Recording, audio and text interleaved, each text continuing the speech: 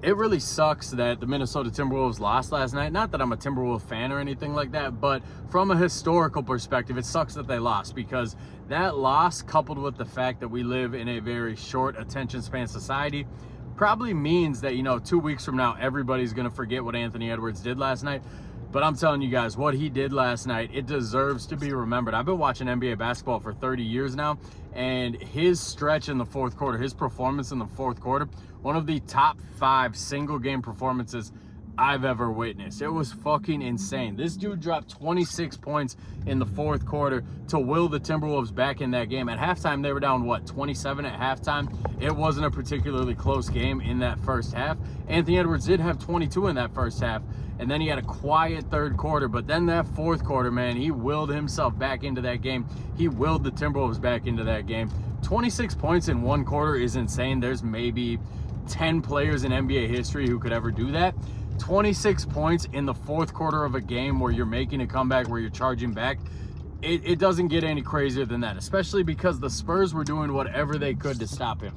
This wasn't like it was Ant just shaking guys one-on-one and the Spurs playing bad defense or anything like that. There was one particular play that stands out. Ant had it at the top of the key. He was, 2 to 3 feet behind the three-point line. He's dancing a little bit. Dylan Harper is in his grill. I'm talking like damn near chest to chest, no room to breathe. Ant bounces it through his legs to the right, takes one dribble, rises up, nothing but net. There's like 3 players in the NBA who can do that, and most of them are a lot bigger than Anthony Edwards. Keep in mind, Anthony Edwards is only 6'5", so it's not like this is Kevin Durant being 7 feet tall, rising up over people. Anthony Edwards is just a superb athlete. It's insane to watch. When he's cooking the way he was cooking last night, there's nothing like it. So shout out to Anthony Edwards. I think that stretch in the fourth quarter, his 26 points in the fourth quarter, that's going to go down as the best stretch of play we will see from any player this season, this year. That might sound crazy to say, that there's a lot of game left in the season. We got the playoffs still left, but I'm telling you, nobody's going to exceed what Ant did last night.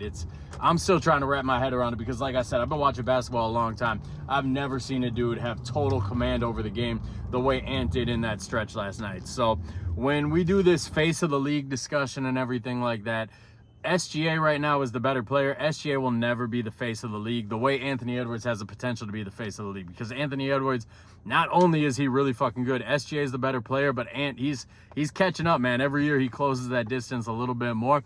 His game is just more fun to watch. There's no other way to say it. He doesn't do the foul baiting. He's one of the most ethical hoopers you will ever see. Part of the problem with his game is that he just tries to go straight up when he goes hard into the paint like that. He doesn't try to foul bait. He doesn't sell the contact.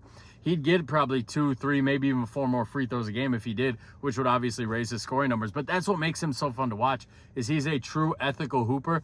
And the way that he blends the athleticism into the shot making, into the handle, there's nothing like it in the NBA. When he's cooking, he is the most fun player to watch in the NBA. So we do a lot of face of the league discussions, and I think they're mostly stupid. But the time for Anthony Edwards to be the face of the league, it's coming pretty soon. And start taking the Minnesota Timberwolves seriously, man. They're a legit contender out west. If they won a title this year, it wouldn't be the most shocking thing in the world.